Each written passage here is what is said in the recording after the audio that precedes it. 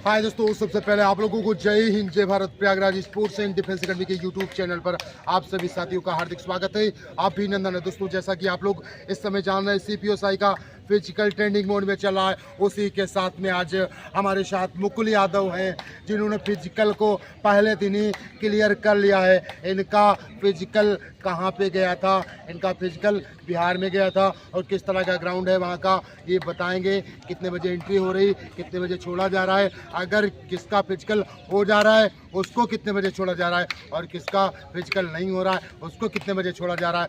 Ground कैसा है, वहाँ का जो इन्वायरमेंट है, वहाँ के जो पदाधिकारी हैं वो कैसे हैं, यानी बहुत ज़्यादा सपोर्टिव हैं कि नहीं है। तो ये सारा चीज़ आप लोगों के सामने मैं बताने का, समझाने का प्रयास करूंगा कि हमारे साथ मुकुल यादव हैं, जो 21 जुलाई को उनका फिजिकल था और इन्होंने फिजिकल को बहुत अच्छी तरीके से क्लियर कर लिया है, यानी पास कर लिया है। बहुत दिन बाद ये समय आया है दोस्तों, लगभग 4 साल बाद ये मुझे सुनने को मिला है, क्योंकि इनका फिजिकल तैयार रहता था। कुछ ना कुछ वहाँ पे डिमोटिवेट हो जाना, हाई जंप में दिक्कत हो जाना, पैरों में मोच का आ जाना, ये सारी दिक्कतें हो जाती थी। लेकिन इन्होंने 21 जुलाई को फाइनली फिजिकल को क्लियर कर लिया है। हमारे साथ यहाँ पर मुकुल यादव हैं, इनसे मैं पूछने वाला हूँ किस तरह का वहाँ का जो एटमॉस्फेयर है किस तरह का है, कैसा रूटीन है, कैसे वहाँ के जो पदाधिकारी हैं कैसे हैं। तो आइए दोस्तों बात करते हैं मुकुल यादव से। धन्यवाद। पहले तो सर आपका, आपकी सर मेहनत और आपकी सर जिस तरह आप हमारे पीछे गाइड किए आपने, उसकी वजह से हमारा सर फिजिकल निकला हुआ है।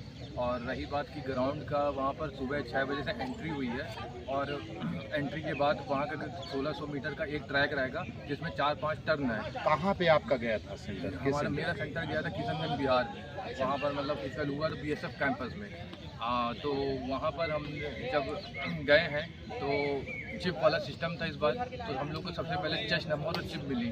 उसके बाद फिर हम लोग का वहाँ पर उन्होंने बताया कि कैसा ट्रैक है, क्या है। तो फिर हम लोग को वहाँ से फिर रनिंग स्टार्ट हुई हमारी, मतलब लगभग 9 बजे वहाँ से स्टार्ट हुई है। उसके बाद हम लोग का उस जैसे ही रनिंग पूरी हुई है तो उसके बाद रिज़ल्ट आया। रिज़ल्ट आने के बाद दूसरा बैच गया रनिंग के लिए।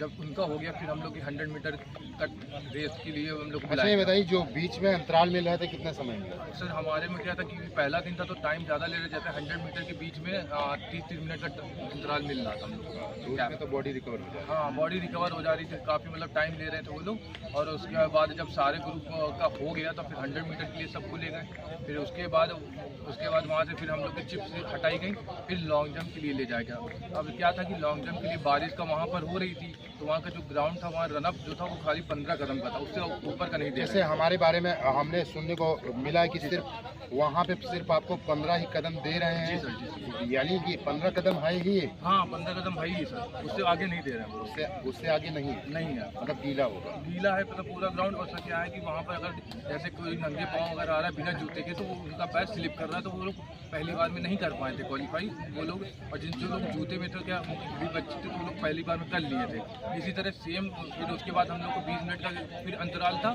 फिर हाई जंप हुआ। हाई जंप में भी यही सेम प्रॉब्लम थी कि वहाँ पर क्या था कि ग्राउंड जो था वो स्लिपरी था, जहाँ से टेक ऑफ लेना था।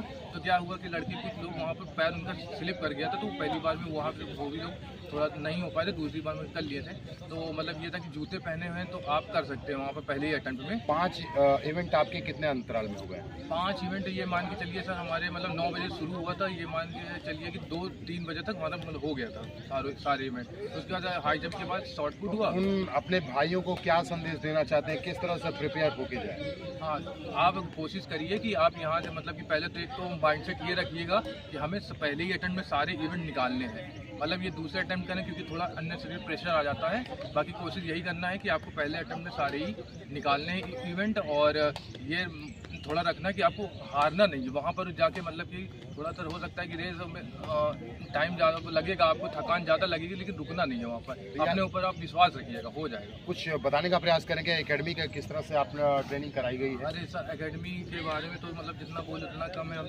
नवाब सर के तो हम काफ़ी टाइम से जुड़े हुए हैं, और सर ने जैसा हम लोग को गाइड किया, सर की जो बातें थी, मतलब कि हमारे पीछे कुछ लगे हुए थे। और ये जो हमने फिजिकल क्वालिफाई किया, तो ये इससे हमें इतना तो पता है कि सर के लिए काफ़ी मतलब खुशी की बात होगी, क्योंकि सर काफ़ी मेहनत हमारे ऊपर किए हुए हैं। तो ये है कि यहाँ का माहौल बहुत ही अच्छा है, अनुशासन काफ़ी अच्छा है यहाँ पर। और सर की अगर जो बातें जो फॉलो करे तो ये है उसका फिजिकल 100% क्लियर हो जाना। तो दोस्तों आपने देखा कि मुकुल यादव ने फाइनली यानी इससे लग रहा है कि इस बार कुछ 2027 में बड़ा होने वाला है, क्योंकि आप लोग तो जान रहे हैं कि यहाँ पे मुकुल यादव फाइनली सिलेक्ट हो गए हैं, फिजिकल क्वालिफाई कर लिया और मेंस इनका बचा हुआ है। इंग्लिश में 200 मार्क्स के होते हैं, उसको अगर अच्छे से कर लेंगे तो इस बार इनके बदन पे वर्दी चढ़ने वाली। तब तक ले चलता हूँ, love you all, take care, जय हिंद जय भारत।